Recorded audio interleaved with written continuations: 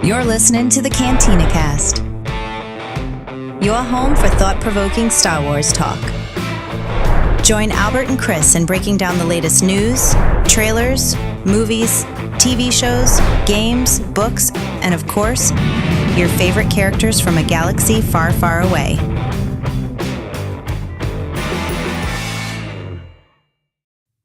Hello, everyone. Welcome to the Cantina Cast. My name is Albert Padilla, and this is episode 668, where tonight, Chris and I are going to be talking about yet another character spotlight for The Mandalorian and Grogu, the last of, I guess, 2 episodes that we've got remaining. And tonight, we're going to be focusing on the Hutts and Hunters. So essentially the bad guys, if you will, from The Mandalorian and Grogu. And of course, with me, I've already mentioned, is Chris. Chris, welcome to the show, sir. How's it going tonight, sir? Hey, you're on mute, Chris.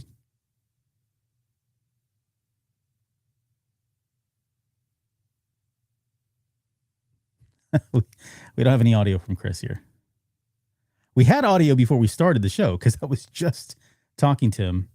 I wonder if you have Instagram up. Maybe we want to close that or something. But yeah, so this is episode 668. And this is, we've done a number of episodes already, spotlight episodes on the show where we've talked about everything from, of course, Grogu, Mandalorian. We talked about the Force, his links to some of that. And just a continuation of that. So we're still continuing to celebrate Star Wars, The Mandalorian Grogu here on the Cantina Cast, and we will do so for at least one more episode. So thank you guys for joining us tonight on the live stream. If you're with us, please feel free to throw any comments or questions into the chat, and we'll be happy to grab those for you guys and try to put them up and answer them as the show goes on. It's really just a time permitting thing. And then also, if you are joining us tonight, we have a poster to give away. So we've been giving away one poster for every episode where we talk about The Mandalorian and Grogu. And tonight we've got this poster here. So I'm going to grab it real quick. So this is the one that we're going to give away. We've already pre-selected the winner based on the questions that have been submitted to us. And this is it right here. So this could be yours.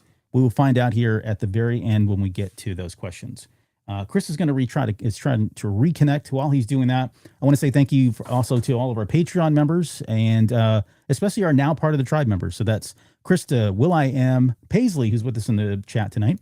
I've got a Brad Feeling, Rita Reborn, Jacob H, Josh, Uncle Leon, Sharkman Dan, Alex, Jackson, Daz, Risk Bayless, Danny P, Mike Borda, Dante, and Kat, aka Vader's Girl. Thank you guys so much for your patronage at that tier. And our Delusions of Grandeur member tiers. This is our highest tier. This is Rod Racing, Rob, Steve, and Vanessa. Thank you guys again for all of your patronage. If you're interested in Patreon, you can go up here and click on or scan the QR code. That'll take you to our Patreon page where you can pledge as little as $2 or as high as whatever you want to do.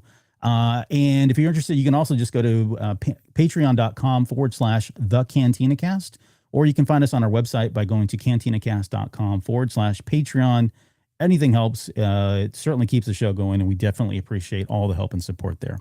So now that that's out of the way, I do want to also plug that we've got a couple different shows that are coming up here. So we're doing a slight change to what we had spoke about last week, and that's because we've got some holiday time coming up, and we have a little book called Legacy coming out, which I'll talk about here in just a second. But our next episode is going to be in 2 days. So July 2nd, that'll be on Thursday of this week. That'll be The Mandalorian and Grogu, Heroes and Hermits. So that'll be the last episode that we do covering The Mandalorian and Grogu officially. I think we'll probably do a Patreon top 3 moments at some point. But that will be the last one that we'll do. We'll give a poster away in that one too. So between now and Thursday, if you have not submitted a question and you want to be entered in win that final poster, go ahead and do so when you can. You can send us an email at hello@cantinacast.com.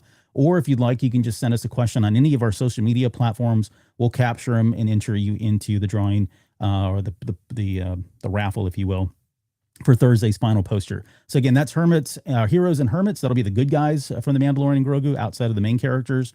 And then we've got another public show coming on July 14th.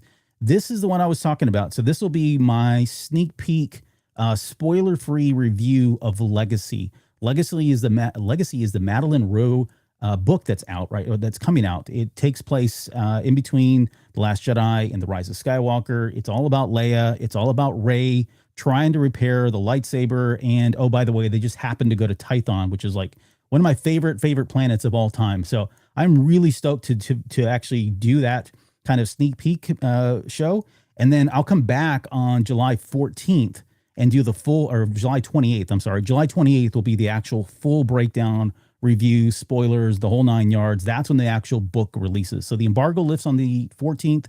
Again, sneak peek there, spoiler free, and then the full review will happen on July 28th. And then somewhere in between there, we'll also come back to Echoes of the Empire. Chris and I had a chance to do a Patreon exclusive where we talked about issue number 1, and we're going to be coming back and doing issues 2 and 3. By the time that episode comes out, issue 4 will already be out. So we'll probably just lump 4 and 5 together. That'll end that series as there are only 5. And that's the series that kind of goes back and explores some of the revisions that are being made to Star Wars Galaxy's Edge. They're kind of tying all the lore together and giving us some, context and reasoning as to why some things have changed. And I think it's been working so far. I think both of us have really enjoyed that. So I'm going to pause just really quickly. Chris, were you able to make it back? Am I back? You're back. Hey, yeah, look at right. that. And just like that. Apologies for technical difficulties. No worries at all. Glad you're here, man. And then somewhere in there, we'll also have a Patreon show. So we have a lot of content still coming here over the next week, or next month, I should say. So stick around for all of that. We've also got Rebel Scum Con coming up here in August, and Chris and I are going to be talking about very soon what we plan on doing for that. So stay tuned for that. He and I will both be live there at Rebel Scum Con. If you haven't had a chance, go out, get your tickets. It's going to be a lot of fun. Okay. Mm-hmm. I think I've covered everything now that you're here. And I'm just going to keep rambling here. So let's get into our main show. Let's get into the full breakdown, I guess, of our Hudson Hunters. And why don't we start with the twins? Because, the twins were characters that I thought were going to play a larger role in the whole grand scheme of everything that was happening in this, Filoniverse, right? And, I don't know how much of that changed with, all the change-ups of the future, right? Once Gina fell out and some of Rangers of the New Republic dropped, and, I don't know the inner workings and what happened there, but it does feel like they were kind of brought in as part of this movie, and maybe they were in some early drafts or scripts of a season, maybe 4 or a season 5. It felt like they were going to be there for a long time, and that's why they had established them in the Book of Boba Fett and to play along with the Mandalorian. That didn't turn out to be the case. Their story is now ended, I guess good for the better. But I did feel like I wanted to know more about those two characters and what that dynamic was going to be like, between suddenly having Jabba gone and them running the Hutt cartel and vying for power in this new era where the Galactic Empire was now gone. You've got Rada the Hutt that is still out there at large, and you've got now, Boba Fett, who is, taking the throne there, at least on Mos Espa. That seemed like it was a really cool dynamic that they could have played with. That's all been washed, of course. But I guess your thoughts on the twins, their appearance, and then, what you got, I guess, what you thought about them during the movie. So I thought, like you, that the twins were actually going to play a big part in, again, the Mandoverse. Yeah. They seem to, in those episodes of the Book of Boba Fett where they were featured, they seemed to put a lot of focus on them. So, I thought they were going to play a big part of it. And then, things changed, and certain shows that were going to fit into that, Filoniverse never came to be, and priorities changed, and in lieu of a lot of that stuff, we ended up getting, the Mandalorian and Grogu, which I love. I'm going to sit here and I'll say it till I'm blue in the face. I thought it was a good movie. I loved it. I've watched it multiple times, and I enjoyed it every single time I watched it. But I was kind of disappointed that, they kind of met their end. I thought that maybe one of them would survive, and then that kind of can give that extra a motive for revenge against the Mandalorian and Grogu. But no, Right. they both met their end. So that kind of ends that for me. And for me, again, in the terms of that story of the Mandalorian and Grogu, I think their deaths were fitting. However, if you look at the overall Filoniverse and when they were introduced, they were they were big players. They were out there like, hey, we don't care about the Pike Syndicate, even though, they were very wary about, being in their bad graces, but they weren't afraid of them by any means. So, Right. and we all know how, in the Star Wars universe, how big and how influential the Pike Syndicate is. So for them to say, hey, we'll go head to head with those guys, we don't necessarily want beef, but we'll go head to head. That shows the type of empire that they have. And now it's just there's a leadership vacuum. Mm-hmm. And that would make a pretty interesting story. Like, okay, now that, the twins are gone, Rada has no interest in taking over and following his father's footsteps. Who runs the Hutt Empire? Because, not all the Hutts were killed. And, I'm sure there's still some slithering around in caves and stuff in other parts of Nal Hutta. Who takes over that empire? That would be an interesting story. Could it be that maybe one of the twins had a child and we don't know about them, and then they rise up and they're like, okay, I want to avenge, my mother or my father, whomever had the child. Is that a story that we have? I don't know. Again, I just think that it for the entire Filoniverse, obviously, again, changes were made. I think it was an opportunity that was missed to try to fit those two in the grander scheme of the Filoniverse. But it is what it is. Again, for the story in that movie, I thought their deaths were adequate. But I wish we could have gotten more. Yeah, I would agree. Like I felt like, especially, and here, this is going to sound kind of weird too, because you remember when they had Guillermo del Toro talking about doing like a Jabba the Hutt movie. Yep. And that was rumored to come out. And I remember the time when we were covering that, I was like, I have zero interest in a Jabba the Hutt movie, right? Like him as the main character, whatever the case was, I wasn't really interested. I think my tune has changed a little bit. And a lot of it is just because I've become more familiar with them, especially, with the twins and some of the stuff that we got from this movie.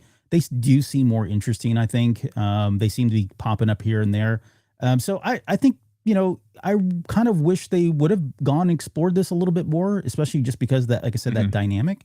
But you bring up a good question. I mean, you're right. There are a lot of Hutts that are still around. We saw them. Well, a lot of them were in that compound, that brothel or whatever the heck that was, and they're all likely dead at this point, right? Or maybe they slither their way down in their underground tunnels. Who knows what they do?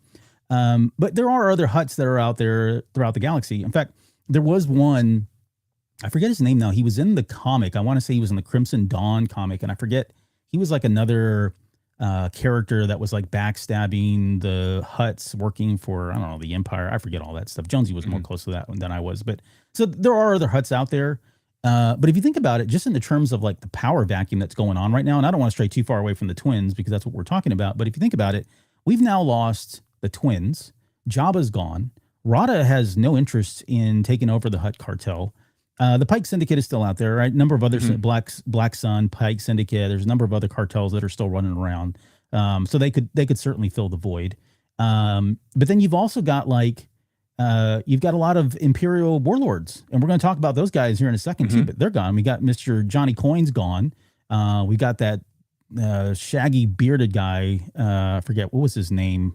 Barrow. Yep. Yeah, Lord Barrow. At the very beginning, he's gone. Moff Gideon's gone. Pelion is still out there. Thrawn hasn't shown up. So, I mean, it feels like the stage is being set for somebody just to kind of come in and suddenly really have a lot of bandwidth and leeway to kind of rule this galaxy from the bad side of things, because, the resistance is still trying to get their crap together, the New Republic, I should say. So it's a weird time, and it's a very interesting time to experience. But let's not, to bring it back to the twins not being here is huge, because you're right. There is nobody right now that is running the Hutt cartel. They were the ones that were in charge of the Hutt cartel. So who runs it now? I think that's a story that can develop. I mean, certainly somebody's going to step up to it, right? Somebody's going to claim rightfully that they're the next heir and try to keep things running. But they're going to be they're going to be hampered. They're going to be hamstrung given what's happened to the twins and all that stuff, and people vying for power. So it's intriguing. All of that is definitely intriguing. But I do like the fact, to bring it back to the twins, that they at least brought them back for this. We got to see their demise. I have no doubt they're dead. I don't know. People are saying, well, there was no body. I'm like, we clearly saw it go into the snake. And unless they're not digestible, I think we're okay in saying that we will never see the twins again, and good riddance, because they were disgusting. They were gross. They were so gross. I mean, I know. I remember seeing Jabba the Hutt the first time when I was 7 years old, and I thought that was just the most disgusting thing I've ever seen in anything up to that point. But yeah, the Hutts that, with the exception of Rada, the Hutts that we've seen since then have given me the ick. So Give me the ick, yeah. I'm again, I wish we would have fleshed them out a little bit more in that whole Filoniverse, but yeah, I think their demise was fitting, and so on to the next one. Another story point that could come out of this is similar to what the twins were after in the first place. They were wanting to acquire Rada because, just like any other ascension, he is the rightful heir to Jabba's empire. Could it be that other Hutts, are still trying to go after Rada because he's still alive? Um, could it be True. kind of like a Han Solo type thing, like in the original trilogy, where Jabba kept trying to get him, even though he was with the rebellion? Could it be a situation where the Hutts are trying to still get Rada, even though he's with the New Republic? Because as long as he's around, maybe they see themselves and they're like, yeah, we're not going to ever be the rightful heir. We're not going to ever have all of the respect as long as Rada's alive. Is that going to be a plot point that we see moving forward? I don't know.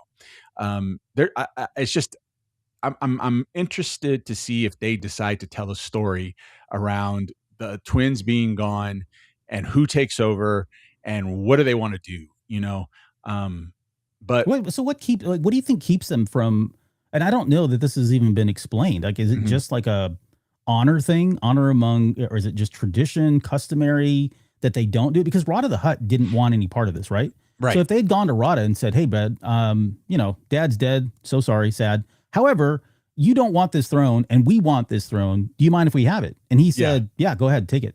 Well, then why wouldn't they be able to just, insert themselves as the new leaders? Unless there is like some, again, ceremonial thing or customary thing where they just can't, or look at the Darksaber and look at, Din saying, hey, I yield to you, Bo-Katan here. And she's like, yeah, I can't take it. Yeah. You're still, I haven't beaten you yet. Maybe there is that type of code that they have where, if the true heir to the throne is living, you have no claim to it. Right. And so they have to take him out. I don't know. Again, it'd be an interesting story, but will we ever get that story? True. And I like the idea that Rada is still, because Rada is still out there, there are other Hutts that could be vying for power. And, he's target number one because he, like you said, they got to get rid of him. They can't put themselves in unless he's gone. So, but yeah, overall, I enjoyed seeing the twins again. I enjoyed seeing their habitat. I especially loved seeing it blow up. Don't know what they were doing in those rooms, to be honest. It was kind of weird at times. But we probably got more about the Hutt culture canonically and in that one scene, and especially in this movie, than we ever have, of course. So, outside of books and everything else, but on screen is what I mean. So, yeah, no, I agree. And it was very unsettling, but it is what it is. And that particular compound is no more. Yeah. And we'll see. Yep. So one of the other, moving on from the twins, but still connected to them, would be somebody like the droid Gatra. That was an interesting aspect of it all because that is, that started in, I want to say it was in one of the novels, if I'm not mistaken. And that was really just remnants of the Clone Wars, like the Clone Army, the Droid Army, I should say, sorry. The Droid Army and them like fighting for their rights, essentially, right? Right. I mean, and there seems to be some conflict as far as when it started, and that's not really that important. What is important to take away is that these droids felt like, hey, now that the Clone War is over and we are no longer needed, they didn't appreciate the way the Empire was kind of treating them, right? So they were so self-aware that they felt like they had rights, and they had like the droid, Tam was, what was that guy's name? Tam something, the robot from the Clone Wars. Walt Tambor. Walt Tambor, that's him. Oh my gosh. I can't believe I remembered that guy. I don't know. The guy from the Techno Union? Techno Union, yeah. Yeah, right. okay. I don't believe I remember that. Those were the golden years, right? For droids. And I can't believe I remembered that. Yeah. I mean, 10 points for Gryffindor. Yeah, like the fact that they had these rights and they were upset again because the Empire came in, no longer needed them, the Separatists were gone, that whole thing, and so they started this kind of like union, if you will, of droids that have come together, and they were like taking care of each other, and that's why we see them with like they're like a mixed match and of different parts of droids that were assembled and just kind of put together. That was their whole thing, and so the fact that they had allied with them with the Hutts of all people makes sense because they really didn't have any work. They needed to be have a purpose. And here you go, you have somebody like the Hutts who are willing to have a ton of money. They're willing to pay this droid Gatra to go out and do that. But if you look at it, they were actually doing other jobs for other things as well. They were almost like a band of mercenaries, security force, a police force that were for hire, just because there wasn't any work for them to do. So right. Interesting that they brought them into that. I think it worked out. I liked it. I mean, we got the member berries with the stap and some of the droids that we saw. It's a B1. I think we saw a B2, B1 droid, and then what was the other one that was on? SB1. Yeah, I think it was too. Yeah, SB1. We saw some of the command droids out there. We saw some of the assassin droids. Yep. Well, I should say we saw the heads of them. But they were, like you said, they had mismatched body parts. But yeah, I like that aspect of the movie when it comes to the Hutts and what they did, what they paid for to have the protection and not just from those threats that are on planet, but also for off planet as well that could eventually come in and try to invade or destroy or whatever, kind of like what the New Republic ended up doing anyway. Yeah. But I think I kind of think of every time I see droids like that and I see them just getting annihilated, I kind of think of George Lucas's explanation of why he went with battle droids in the prequels. And one, he said, we can control every aspect of them. We can animate them to do whatever I want them to do. And two, it's a lot more family friendly when you have a Jedi slicing through metal and an object that's not alive versus like a real person. Sure. And so I every time I see like all the in the Mandalorian and Grogu, all of the droids of the droid gotcha getting just smushed and taken apart. That's the first thing that came to my mind is what George said about droids. But it allowed for some real good action scenes because again, you don't really have to play nice, even though I don't think Star Wars ever played nice with human deaths. But you can get a little bit more gruesome, but it's a droid, so it's you're not really upsetting anybody. You know what I mean? Yeah. No. So that's what I thought of with the droid Gatra. Yeah, and it makes sense too. Like I think also the thing and we don't need to spend a lot of time on these guys because I'm not sure where they go from here because now their biggest employer is gone in the Hutt cartel. So unless somebody steps up and says, oh, by the way, you guys are hired again, I'm now in power. Here you go. You've got another faction of, mercenaries, large group of mercenaries, assuming they weren't completely wiped out in that movie, which I don't think that's to be the case. You've got a completely large group of mercenaries, guns for hire, droids for hire that are just kind of out there in the galaxy. And now anyone else can pick them up. So does that shift the power of, another cartel or Black Sun, or maybe the Pikes pick them up, right? That can sway things. Now the Hutt cartel is no longer there. So we'll see where they come. But I do want to just quickly go to the chat. There were some comments in here. One Up versus CPU was I was trying to think of that Hutt from the comic book series. Gracchus, that wasn't him, but it was this other one that he came up with. That's Boku. That's the guy. So Boku was a part of that comic. And I don't remember, honestly, if he survived. Vader might have killed him for all I remember. But yeah, the point of that was there are a number of Hutts that are out there. I think when Dale was talking about here, he says they probably were afraid that he'd change his mind later in life. This is referring to Rada. And, why didn't they just go in and insert themselves when Rada didn't really want it? You're right. It's probably something there, whether that's code, honor, customary, tradition, whatever. They probably would have explained it at some point if that turned out to be the case. But in my head, I can't see a scenario where Rada would ever want to go back. I think they made that pretty clear in this movie, though. That was his dad. He lives in that shadow. He lives in that legacy. He's got that. He bears that cross from here on out. But he's just trying to make his way in the galaxy as a free man kind of thing now, or Hutt. whatever. Okay, so there's those, and then the other one, which is kind of still tied to the twins, which it's a light topic, and I know you and I talked about it when we kind of did our breakdown of that. It's the Amani, because the Amani was a kind of one of those throwaway action figures from the Return those of the type Jedi. of characters have a name. Yeah. Amana Man. You're talking about Amana Man? Yeah, and you talking about throwaway action figure character. What I'm saying is those type of characters have a name. Yeah, exactly. Yeah, the Glup Shittos. Right? Yep. But that's totally what a Man was. Man was by definition one of those. I mean, he's not, like, if you go back and watch Jedi, like, unless you're really looking for him, and you've got good lighting and you've got a way to pause it at a half-second mark, you won't see him. But he's there. He's definitely there. But he was one of those characters, again, action figures. It was kind of like, okay, it's kind of weird looking. It looked like a big piece of, I don't know, Laffy Taffy or something. And, over time, they brought him back, I think, into the Clone Wars. There were a couple episodes there where they brought them back in. But they actually made them, kind of lethal in this movie, which I thought was good. Like, they gave them and showed them some respect. And this is more Jon Favreau, reliving the glory years of 1984 than anything else, right? But I do love the fact that he brought some kind of, I don't know, weight to them, if you will. We got to see them as good swimmers. I think at one point they did show them roll, if I'm not mistaken. That was how they got around. Yeah. I can't remember now if that was the case or not, but we got to see that. I love the scene where Mando fights like those four in the big bulk carrier thing or whatever. Yep. So yeah, and of course the water scene was really good. I mean, they really didn't have a chance fighting the Mandalorian, but nonetheless, I thought they made them as some pretty good characters. So, I liked it, I guess. Yeah, I thought, obviously go back to my 7-year-old self watching Return of the Jedi.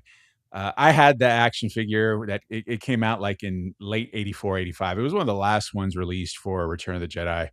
And it was on the peg. I got it. And I was like, I don't recall seeing this guy at all. Right. And I didn't notice him. They were just printing money, man. They're just money. I didn't notice him until probably if we go to 1995 when I purchased the original trilogy VHS the last time in its original form. Right. And I finally noticed him and I was like, I think I had that action figure. And all he does is chill back there. So to see them in action, the way that they are right now, I would have never expected that from the Amani at all. Right. I thought they were just chilling in the back, smoking a hookah pipe like everyone else does on Tatooine. But no, they're actually lethal killers, and that's something I didn't expect. And so it actually, like you said, it brought up a level of respect for that character. So I don't even know if we can categorize it as a Glup Shitto anymore, because they've had that time on screen, and normally those are reserved for like bit characters that have a half a second time on the screen. I think Amana Man is still Glup Shitto, but I think as a race, they've been elevated. Yeah. Okay, that's fair. I can get behind that. Yeah. So, all right. Well, that's pretty. I think that's all of the stuff that we had at least tied to the twins. Let's talk quickly about the Imperial remnants. We brought this up. It is interesting. Since now that we've had some time pass between the movie and now, I actually went back and finally watched some of those episodes of The Mandalorian. I specifically honed in on season 3 when they actually showed the Shadow Council. I think it was episode 5 or 7, I think, or something like that. The Spies was the name of the episode. And sure enough, both Lord Barrow and Lord Janu were in that hologram. You and I had talked about it, and I think at the time we were like, I can't remember if they were there or not, whatever. They definitely were there. So it is interesting that they did bring both of those actors over into the movie. I think I thought they did fine. It certainly felt like the Shadow Council is such that the commanders for all of these different groups kind of had some leeway in terms of what they wanted or what they would do with the regiment that they commanded. So in other words, you had some commanders, like probably Paleon, who were very loyal to the Empire, and they kept everything together, right? They ran on their Star Destroyers. They went around, did Imperial type stuff. And then you had people that were more opportunistic, like Barrow and Janu, who were more about extortion and exploiting. Coin kind of moves over into the down into the underground and gets into like the crime syndicate stuff, and he becomes very powerful there. But that's not really what the Empire was doing, right? He was still touting as though he was Empire. He had that respect. He had the clout as a commander of the Empire, but his fortune was being made down in the crime syndicate type stuff. Whereas you have other ones like Barrow, who was probably still doing Imperial type activity, but he seemed like he was more involved in just exploiting citizens and offering felt protection, right, and upping prices and all that stuff. So it was interesting how they were still all together, but they were all kind of taking different approaches about what they would do with their remnants, with their contingents. And because there was really no unifying person, there was no, de facto leader like a Thrawn or Vader or anybody else. They kind of had a lot of free will to kind of do what they wanted to do with their groups. Yeah, they absolutely took advantage of the power they have from within the Imperial Shadow Council, essentially using that power to make the environment suitable for them to make money. Whether it's, if we look at Janu Coin's gladiator operation, I'm sure that he pulled strings, being who he was, an Imperial commander, to say, okay, I want to remove this restriction, this restriction, this restriction, so that I could have my gladiator fights. Yeah. Same thing with Barrow, removing restrictions or maybe even inciting violence based, with particular policies that he may have put in as an Imperial commander. So that way these systems, worlds, villages, whatever, would have to come to him for protection. Right. Similar to what we saw like in Andor, where they're creating the chaos. They're creating the chaos to create the illusion that their action is necessary. And justified. And justified, which unfortunately we kind of see in real life now. But I have no doubt that everyone in the shadow, we even go back to Moff Gideon doing what he needs to do so that way he could have his, ultra commando sect of trooper Mandalorians. He had to pull some strings as well. I think that's they're manipulators right now. And again, like you said previously, there's no one at the head of that table. So they pretty much have free reign as long as everyone else in that council doesn't see anything ultraly bad. And honestly, I don't think anyone else really cares what each other does, as long as they're working toward the same goal, which is obviously to bring some form of the Empire back, which ultimately happens. I don't think they care. So they're just using their power. They're abusing their power to make things favorable for them so that they can profit.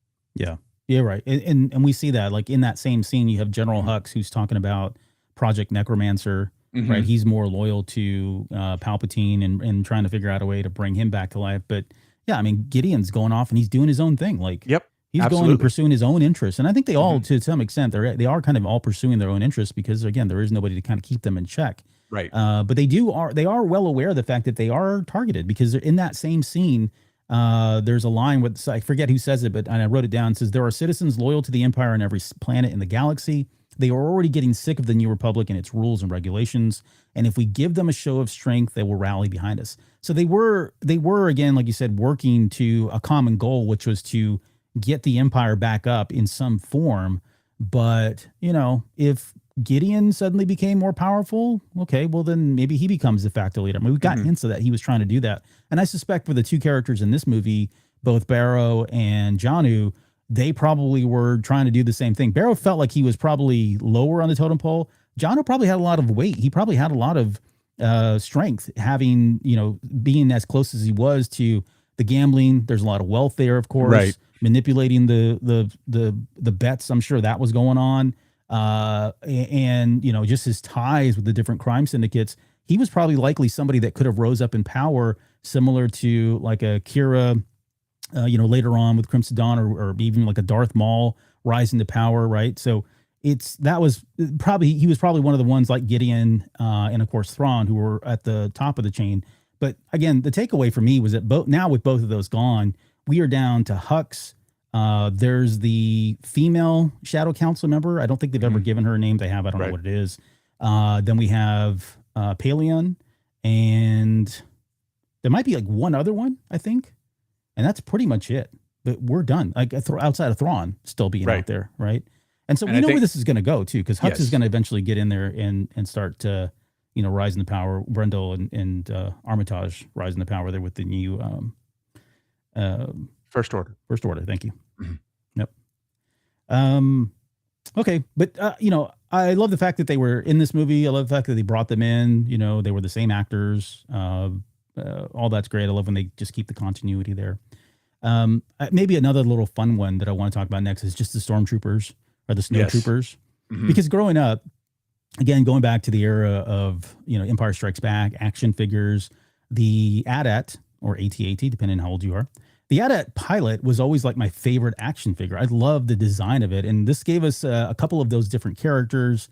We got to see that one line of like, but we're pilots. Like, we don't do that this was kind great. of stuff. I love that. Great. Yep. Love that line. And unfortunately, we didn't get to see them in action much because there wasn't any action to be had. They literally got their butt kicked right off the ATST and then, dies a horrible, tragic death. But I love that design. I love that they brought all of the snowtroopers back. It was great to see that one scene. I know you had some problems with the cutting or the, I guess the choreography, or if you will. Well, I don't know if that's the tactics. The way it was shot. The way it was shot. Yeah. But it was cool to see them. We got them. Yes. We got to see them without the the mask on. That was always a mystery back when the action figures came out way back. But yeah, it was good. It was nice to see more snowtroopers in live action, and they were always kind of one of my favorite characters and action figures from the old sets. No, when I was growing up, I thought the snowtroopers were the stormtroopers. I keep in mind the first Star Wars movie I remember seeing in the theater was Empire Strikes Back. So when I saw them, I thought the snowtroopers were the norm, and the actual OG Stormies were like the ones that are different. Yeah, you don't really see those until like later, I think. Later on, exactly. So that's probably my favorite trooper outfit of them all. Yeah. It's I don't get me wrong, I love OG Stormies, I really do, but I think the snowtroopers are my favorite. And then as far as pilots go, I love the design of all of them, not just the AT-AT pilots, but the TIE pilots and what's another? There was another pilot, a TIE pilot. There was another one, and maybe the shuttle pilot. I don't know. I love how their mask is similar to that of other stormtroopers, but it's different, and that's what really intrigued me is the way that their helmet is similar but different. And yes, the AT-AT pilot is one of my favorite, I guess. What they call them, troop builders or one of my favorite troops. Yeah. Army builders, one of my favorite ones other than the stormtroopers in all of Star Wars. I thought they look, even if we move forward to, or technically backward to like the clone pilots, I think that their outfits don't hold a candle to the pilots of the Imperial era. Yeah. I love them so much. Yeah. So whenever I see a pilot, like whenever I see someone cosplaying as a pilot of any kind, whether it's a TIE pilot, AT-AT pilot, I always try to take a picture of them because they are one of my favorites. And I don't think I've ever seen someone cosplay a snowtrooper. We see a lot of TKs all over the place. I've seen a shore trooper is another popular trooper because of Rogue One. I don't think I've seen a snowtrooper. There is a fan base or a fan group down in San Antonio, and they might be part of 501st. I have no idea, but I know there was somebody out there who would do a snowtrooper every year. Never met him in real life, but he was a buddy of someone I did know who also did a sand person, and so they would show up for different events and all that. But you're right, you don't see them very often, which is kind of unfortunate because I think it's one of the cooler designs as well as far as the Imperial stormtroopers look like. Okay, why don't Right. we kind of finish, I guess, talking about our huts and hunters on an actual bounty hunter, and let's talk about Embo. Um, Embo was, and again, I know we talked about this on the main breakdown, but I thought they did a really good job with Embo. You and I had said that if there was any one particular bounty hunter that would be good at taking down the Mandalorian, Embo has proved to be very hard to Hmm. beat and very hard to catch. He was always getting away Yep. and Yep. outsmarting people like Anakin Skywalker and Ben Kenobi, right? I mean, or Obi-Wan Kenobi, I should say. So he definitely was able to kind of hold his own in previous episodes, previous material. We get to see him here, and I think he does a fine job. Like he's like the real deal. His whole deal though was he was always just for hire. It didn't really matter who he was working for. Like in true bounty hunter sense, he didn't have sides. He didn't take sides with any one faction or another. It was just whoever paid him the Whoever most paid money. him. Yep. And so you'll see if you go back and look at some of his history, he's kind of sided with just about everyone that's out there, right? To him, it was all, just it was just money. That's all it really. Hmm. At the end of the day, that's what it was about. So that the Huts would go after him and see him as somebody who potentially would be able to take the Mandalorian down says a lot as well. I mean, they have a lot of contacts. I'm sure they're well versed in who the bounty hunters that exist during this time, who's who are the good ones, who are the bad ones, and he was the first choice. But I like this portrayal. I think the fact that we got a new dog, it wasn't Marok, it was Kaibu. Yeah, I think it was Kaibu. Kaibu. Final answer.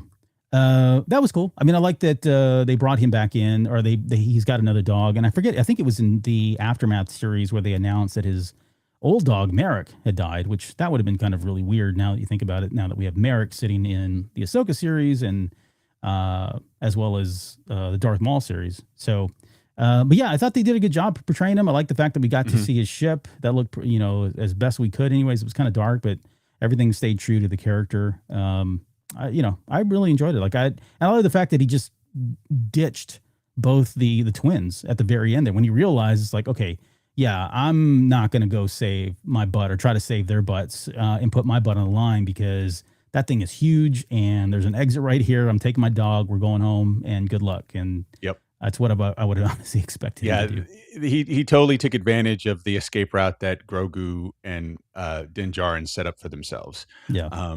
And it's like, yeah, strong mustachio, aka Vanessa, asks, okay, how does Embo escape so casually while the twins were just hanging out?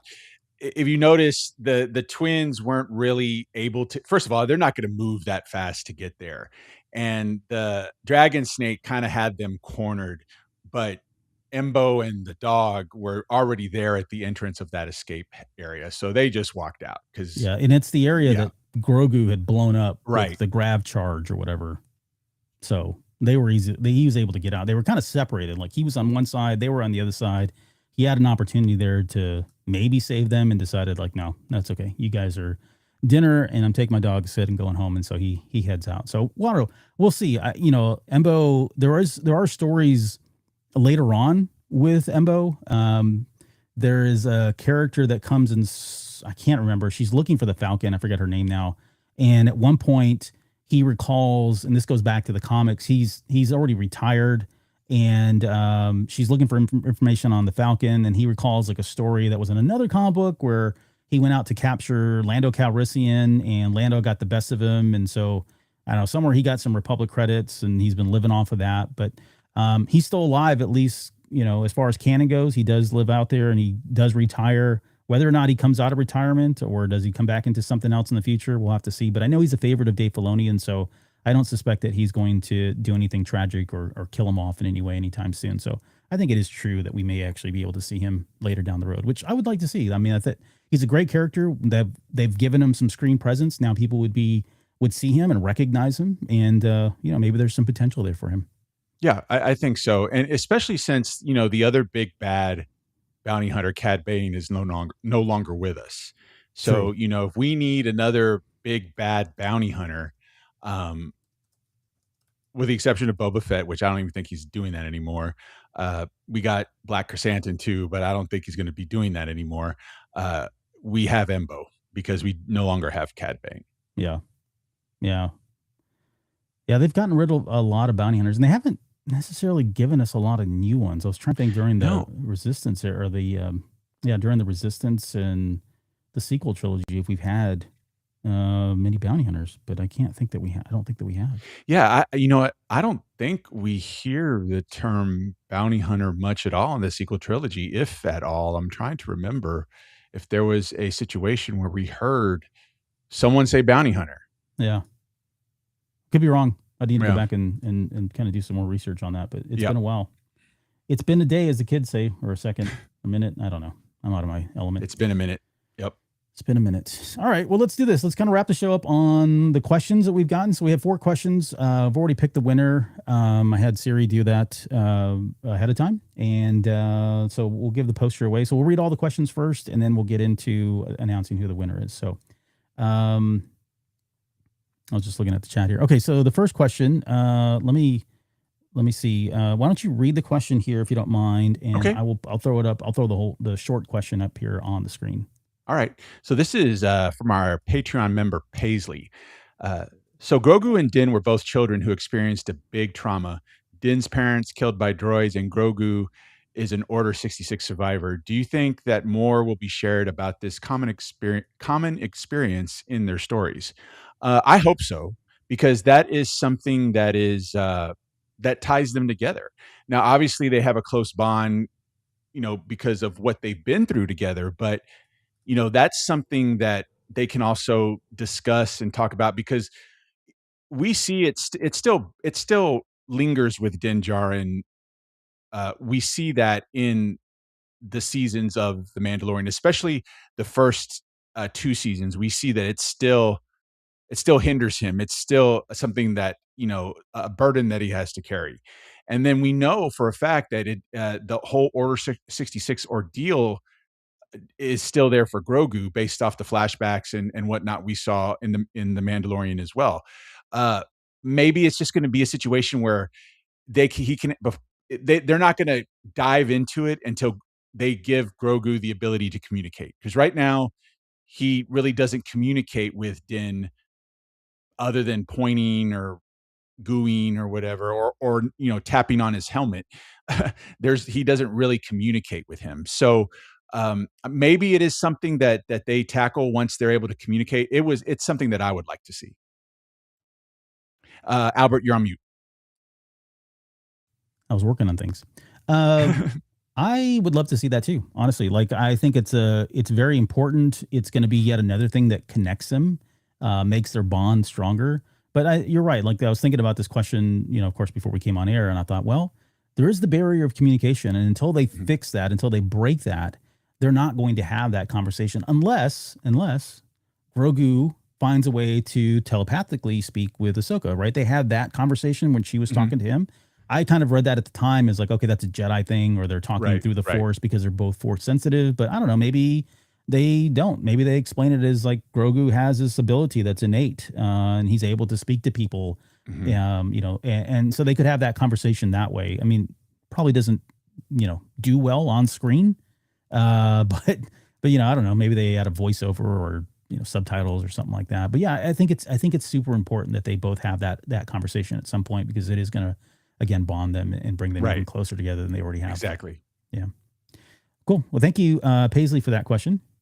Next question is coming from WSTR Galactic Public Access. This is at Western Media. Go check them out. They're another Star Wars podcast. They talk about other things as well, but they do a lot of Star Wars stuff. But their question is, why do you think The Mandalorian and Grogu failed to deliver at the box office? Oh, man, coming in hot. Well, okay. So before I answer the question, just kind of an update as of June 30th, in terms of where we are, where that movie is, I should say, with the box office. So right now, the latest numbers, we've got $176 million domestically. We've got $52 million internationally. That puts the final total, or I guess the grand total right now, at $328 million. This was working on a budget of like $165 million. So here's where things get messy.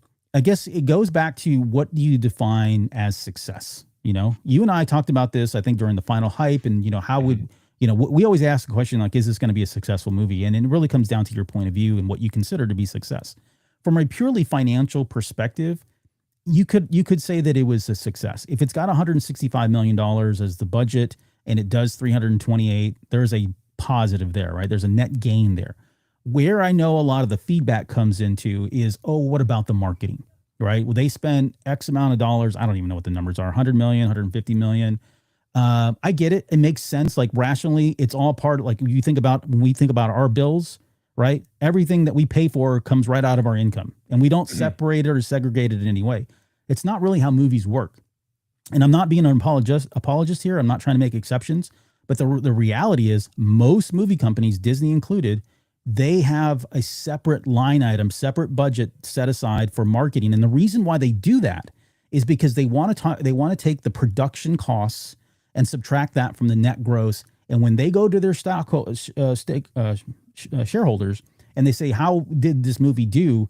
That's what they report on, because the money that comes from their marketing comes in from all kinds of different promotions and contracts, and I don't even know what, like that's why they always separate it. It's just not part of it. So if you want to look at it from like a very simple 1 + 1 = 2 number, then yes, I would agree. It's probably not profitable. They probably did lose money, but do they subsidize that? Do they offset that somewhere? Do they write it off in some way and cover it with another expense from a totally different thing? You know what I mean? Like businesses will do that. And so they don't really use that. It's more of like an OPEX kind of expense versus a CAPEX expense. Right. So exactly. That's what I was going to, yep. Yeah. So from a purely CAPEX expense, it has been profitable. Okay. So that's the financial side. At least that's my take on the financial side of it. If we're talking about the, I guess, how it was received, right? As of today, and for better or for worse, I mean, you can go out there and there's a ton of different companies out there that rate movies and stuff. I'm just going Rotten Tomatoes because I was in a hurry.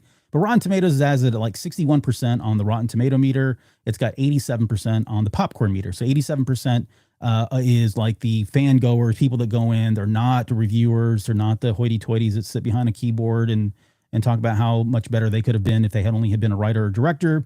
These are people that are just like you and us that go in and write it. So that's at 87%. So from that perspective, that was successful. Even for Rotten Tomatoes, that was successful.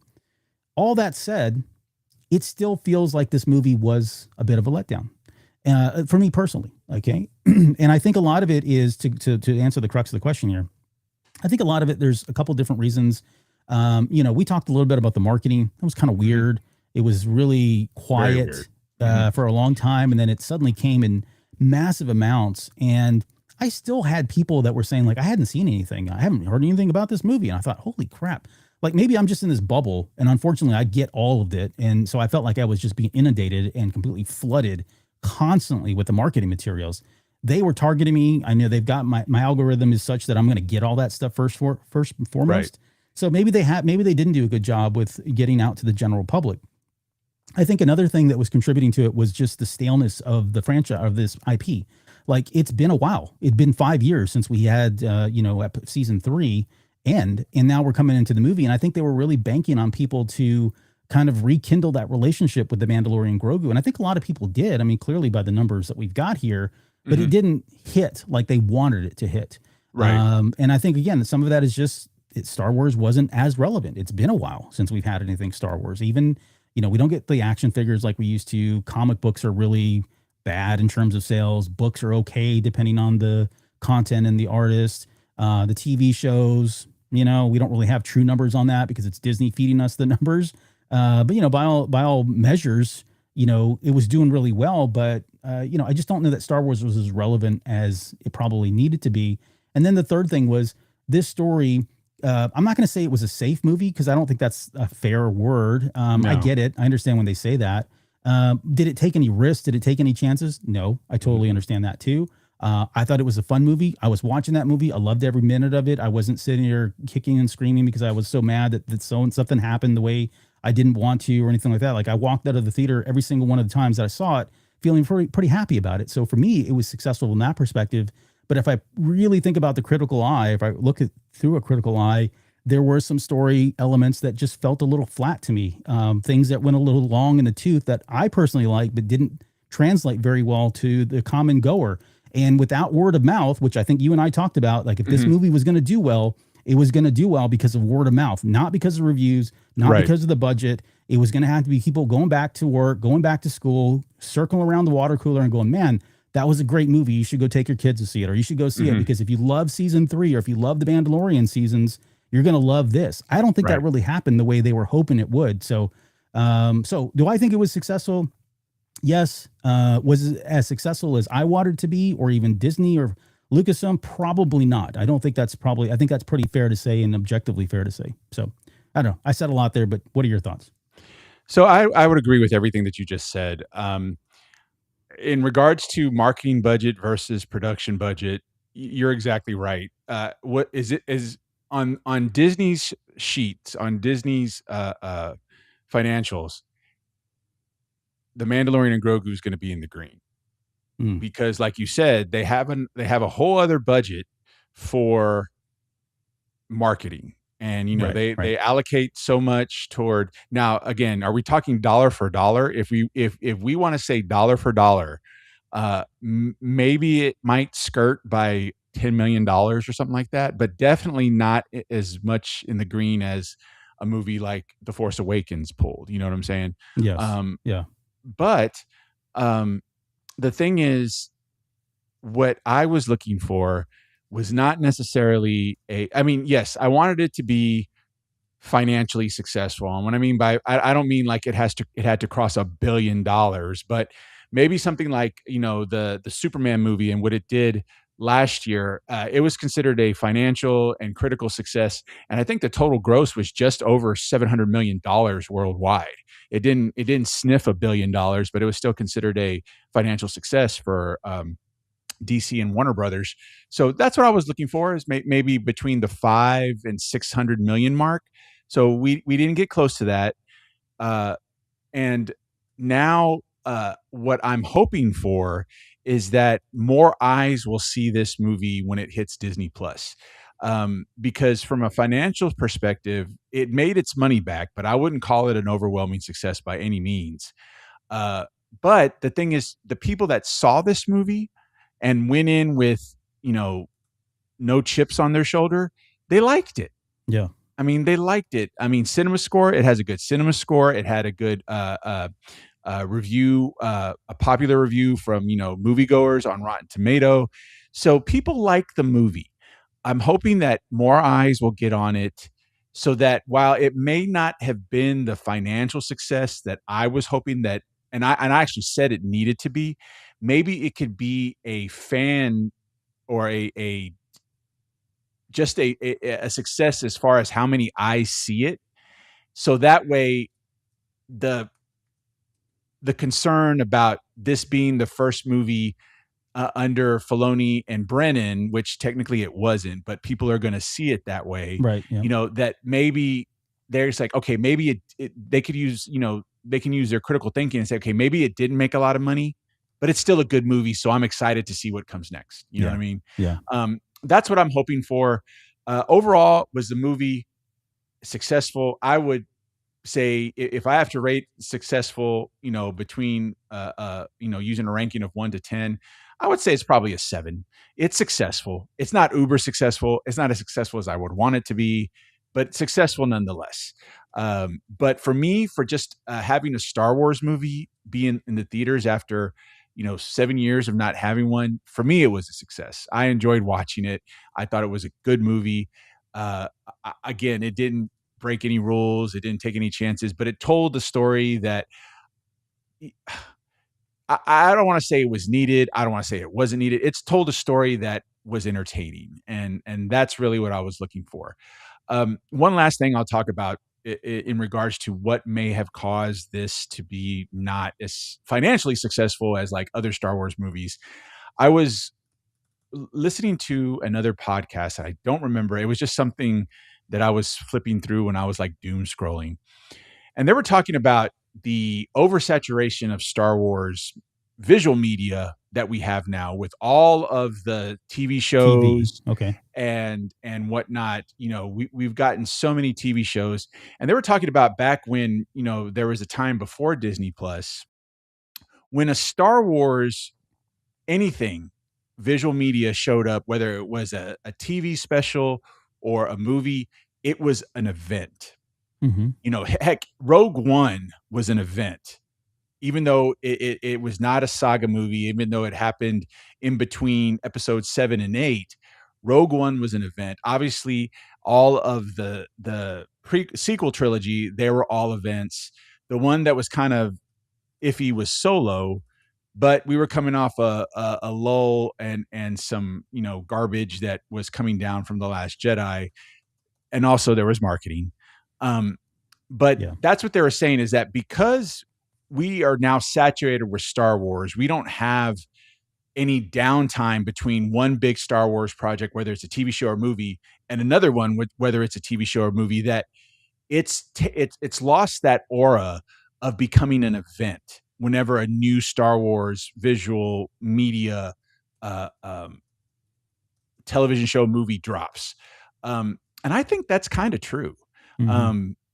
Going back and just thinking about it, we've gotten a lot of content between the Rise of Skywalker and the Mandalorian and Grogu. If we talk about Obi-Wan Kenobi, Ahsoka, Skeleton Crew, 2 seasons of the Mandalorian, 3 seasons of the Mandalorian.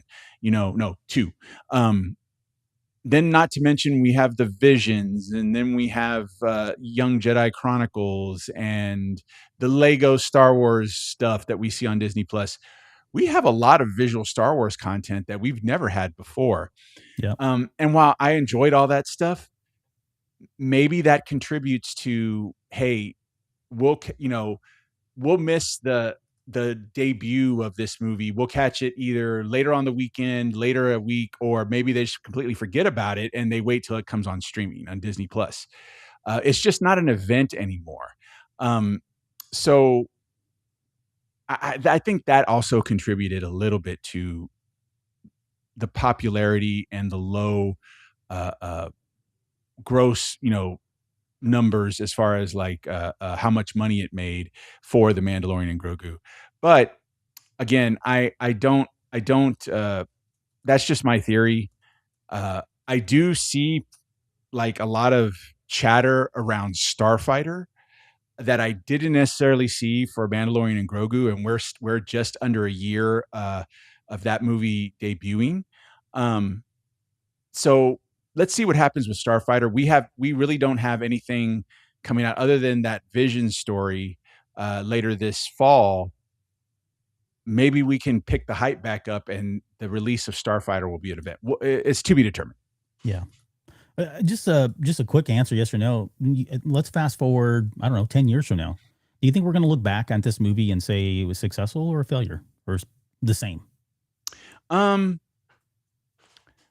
here's and it's kind of I don't want to prime the question here for you, Yeah.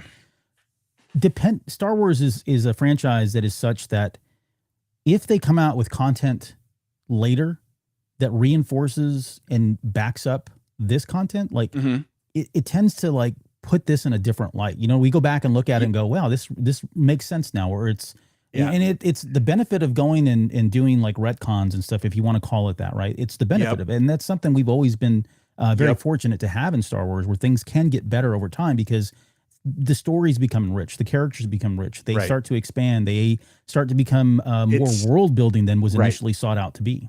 It's the Clone Wars effect, because look at what the Clone Wars series did for the prequel trilogy. Look at what it did for that. So you're absolutely right. If we got more content around this movie, or I should say the Filoniverse timeframe, it could very well be that props up that movie. Now, let's say we don't have that. Will it be considered a success? I don't know, because here's the thing. If I have enjoyed all the Star Wars movies, there's not one that I can say that I don't like or I outright hate, but there are some that are stronger than others. Obviously, for me, the weakest one is Solo. I think that's the weakest, even with Mandalorian and Grogu. That I don't even think the Mandalorian and Grogu is not on my bottom 3. I think again, Solo is the weakest. But if you see the chatter out there on social media and on the internet, people love that movie. Yeah. They would absolutely consider it a success. So I guess what I'm saying, it's from a certain point of view. If it depends on if that movie talks to you, and if you feel that movie. And a lot of people really felt something with Solo. I didn't. I enjoyed it. I'll watch it if it comes on like FX or something. But it didn't hit it didn't hit me like it did a whole lot of other people. So all I see online, regardless of how much money it lost or made or whatever, I just see all the love for that movie. Mhm. So could Mandalorian and Grogu fit into that mold in the future? Absolutely. And then if the thing is, if people love it, it's going to be considered a success. Yeah. And that's all from someone's point of view. That's all subjective. So I guess my answer is we'll see. Yep. All right. I'm with you. Like I think that could possibly be the case as things go on and the story continues to get enriched. So this time frame gets enriched and the story tells. The only thing I have this movie probably has going against it is he didn't really leave a lot of hooks for things. I mean, there's some things that can be implied. I mean, we got the Rod of the Hutt thing. That's the big thing. We've got Grogu, at some point, them living together and doing stuff together. That's kind of been the hook. But outside of that, a lot of stuff just kind of came to an end, and they didn't explicitly explore what happens next. We've talked about it, right? And we've done a number of things on these shows, but the average moviegoer is not leaving and going, I wonder who is going to replace the twins now. Who could it be? Grotto or whatever. They're not doing all that. So, all right, we got to get going through the rest of we've got 2 more questions here. So thank you. That was WSTR Galactic Public Access. Check them out at WSTR Media on social media. Next one is it's for you to read. It's from Steve on Patreon. All right. Yeah. Steve, our Patreon member. How are the remnants of the Empire affiliated with one another? Are they just local warlords in charge of exploiting local systems under an imperial false flag? Hope that makes sense. Also, I haven't listened much recently due to saving up episodes for a long road trip. So my apologies if this has been discussed. Well, I don't think we've discussed it before tonight, but we discussed it earlier tonight. So, I do think that while they're aware of what each other's doing, I think all those warlords are doing their own thing. Yep, they are doing. I don't want to repeat anything because we've already said quite a bit on this one, but that seems to be the case. At least that's our take on it. So, thank you, Steve, for that one. And the last question is from Utini. He says, in your preferred order, 3 canon bounty hunters you want to see make a live action debut. 1 you don't want to make a live action debut. The problem is, I guess live action that kind of limits it to certain characters. Right. All right. So I started listing out bounty hunters here. I'm going to cheat because there are 2 bounty hunters that are on my list that I want to see more of, even though I don't have a lot of context around who they are and what they did. But I'm going to throw Brandon Lawson and Rena Soul in there. Yes. I want to see more of them because of the comic series. Brandon Lawson is from Maul Shadow Lord. So is Rena. They were bounty hunters that were put together doing a pod race that was kind of staged and fixed by the crime syndicates. But I would love to see kind of like what their lives were like a long time ago and what they lived. So that'd be really cool. And then I guess the other one, oh boy, who do I pick here? I don't know. Did Aura Singh make a live action? She's not, right? No. And see, that was going to be, she was going to be mine. Okay. Now she's already been in live action. She had like half a second of screen time in The Phantom Menace. That's where she became real popular. Yeah, that's right. But I don't consider that no screen time. No, that's no. Well, okay. A lot of people might, but I don't. Okay, I'm going to cheat, and I don't. I would like to see a story in live action. Now we've seen him in animation. We've seen her in animation. I would like to see a live action story with her. And if they can, I forgot the actress who plays her. If they can get her, do it. Because her backstory is very interesting. Being a former Padawan or a former Force user or whatever. I think to see her as a bounty hunter doing her thing with those skills, kind of like the Jude Law character on Skeleton Crew. What's his name? Yeah. That guy. Yeah, that guy. It's been a Okay. while. Yeah, he, a pirate who has Jedi skills, a bounty hunter who has Jedi skills. That's something I definitely want to see. So for me, it would be R. Singh. I don't have any other three. Okay. Or other two, I should say.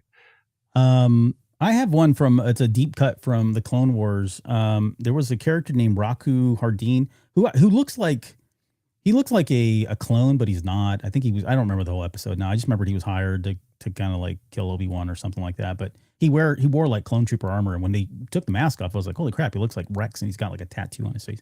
Mm-hmm. I'm throwing that guy in there just because I love his character design. I'd say he's one of them.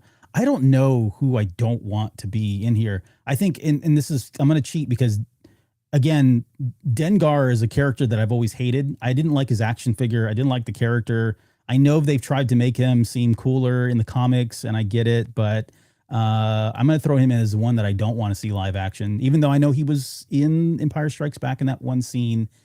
We've not really had anything official from him, unless, there's the theory about who he became afterwards, and I won't get into all that. Go look it up. But there's some theories as to who he became later down the road. So that was the last question. Thank you for that one. That was fun. It was fun to go back and look at all these bounty hunters and go, wow, who were some of these folks? So, all right. Anyways, the winner of tonight, I did pick number 1 to 4 before we came on air, and tonight's winner is going to be Paisley. So Paisley, congratulations. If you're still with us on this live stream, congratulations. You've won the poster. I'll reach out to you, get your address, and we'll get that shipped off here very, very shortly. So, okay. Let's see. Oh, there's I figured Strong Mustachio would be like, yeah, that's the one because she's all about those. Let's see. I think that's all we got here. Don't forget that we'll be back here in 2 days to talk about the final episode, I guess, for the Mandalorian Grogu. That'll be the good guys. So we'll be talking, what did we name that? Heroes and Hermits. And Heroes and Hermits, yeah. But I was trying to go with the H alliteration. That'll be in 2 days. So we'll do that. And then we've got the spoiler-free public preview of Legacy. That's the new book by Madeline Rowe coming out on July 14th. We'll come back and do Shadows of the Empire issues 2 and 3 right after that. We've got a Patreon show, and then I'll do the full breakdown review of Legacy on July 28th. That's when the book is out. Don't forget, the embargo lifts on the 14th. So if you're spoiler sensitive, there's nothing that keeps people from doing spoilers. Most don't if they've been given an arc, so I wouldn't be too worried about it, but you might see some people that had the advanced reader copies and doing full reviews on the 14th because the embargo is officially lifted then. But on the 28th is when the book comes out. I'll do it then. Go read the book, and then we're going to try to get Madeline Rowe on this show for an interview at some point. So more on that as time progresses here. So, hey, but before we get out of here, how about some shout outs to all the folks that joined us on the live stream tonight?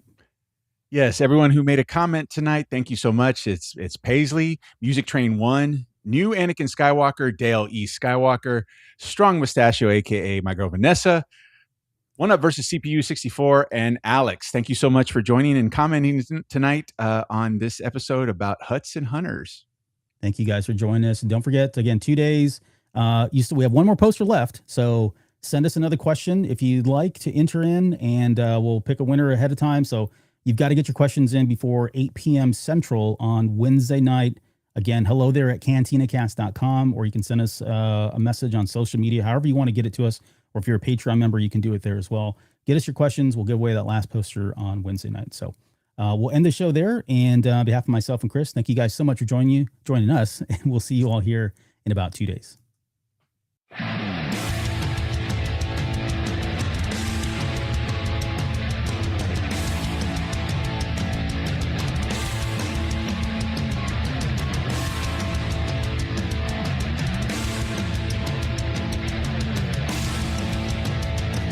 You're still listening? Wow, that's amazing. Well, I'm here to give you the disclaimer. Normally we do a big, long, drawn-out disclaimer thing saying what's what and who's what and all that other stuff, but I think you guys kind of know that Lucasfilm and Disney have no affiliation with us at all, and we have none with them. We talk about Star Wars, which is their property and all that other good, fun stuff, but I think you can tell which is our stuff and which is their stuff. If you can't, well, then send a lawyer to send an email to me, and I'll be glad to chat with them. Other than that, you know what's what, so that's your disclaimer.